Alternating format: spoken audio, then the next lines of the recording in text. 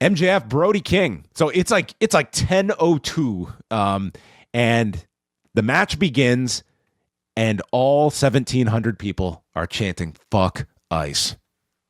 This was Bravo, amazing. Vegas. This was incredible. And at least like watching on Triller, nothing got censored.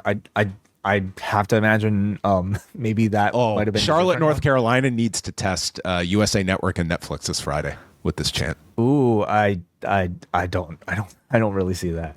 If Ava makes her way on stage, maybe that would happen. But this should have been Ava's debut.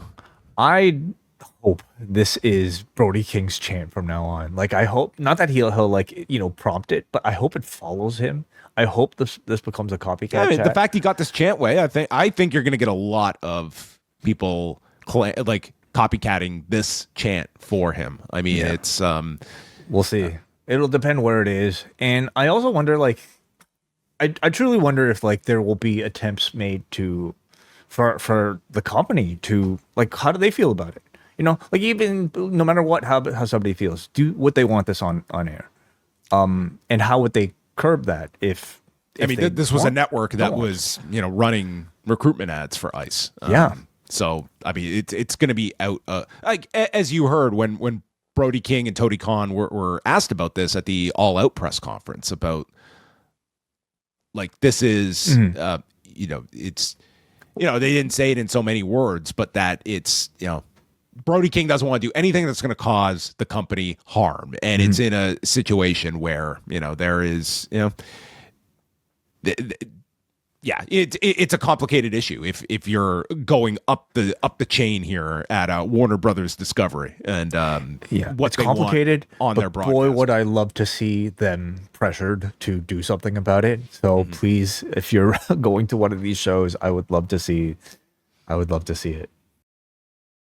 Suffice to say, I imagine Brody King will be watching the Bad Bunny halftime show on Sunday during the Super Bowl. Yeah, and not the Kid alternative. Rock. No. So the match begins, and then Hangman's music plays, and out comes Hangman arguing with MJF, and he's on the apron, and Brody comes from behind and chokes him from the apron. I would be really curious when they had this all plotted out, and if they did before Monday. Yeah. God damn it. He had to get his spot back. Yeah. All right. I mean, this was his first and foremost. So he chokes MJF, who just falls lifeless on the floor, brought into the ring, cannonball, gonzo bomb, and Brody King wins in like less than a minute, and he is going to get the title match at Grand Slam Australia.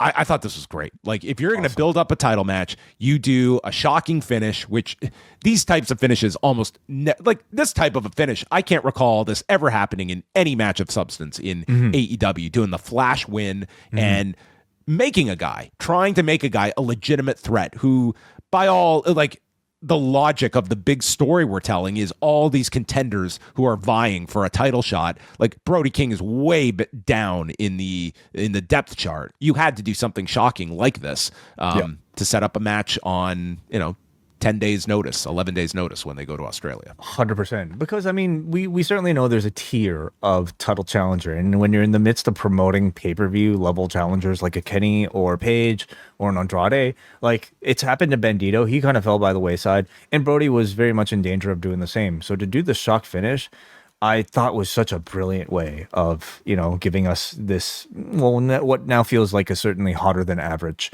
TV title main event for Grand Slam. I just think, like, they never do this sort of booking, and that's why it felt so special as a result.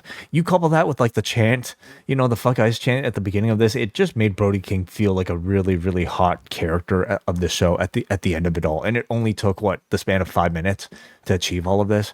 So I thought it was a wonderful closing MJF scene. cuts promos, Brody cuts lives. Yeah, it was wonderful. Yeah, so I thought it was a well-booked finish to set up the title match for Australia, and ending a show that a lot of the focus is on Grand Slam Australia. Like, it's a big show for them. They've moved over 7,000 tickets for that show. They're running the same arena that UFC just ran for the pay-per-view this past weekend. So, yes, that is coming up February 14th. February on the Post Wrestling Cafe, we continue our review of Season 2 of WWE Unreal, including a big look at Seth Rollins' fake injury, which culminated in his appearance at SummerSlam. We're going to be looking back at Shinya Hashimoto with a special career retrospective on Rewind Away, plus a review of Extreme Rules 2011, as John Cena announces to the WWE audience that Osama bin Laden has been compromised to a permanent end. We'll also take a look at New Beginning in Osaka, TNA No Surrender, and new members can take advantage of a 7-day free trial. Go to postwrestlingcafe.com and jump on board in February.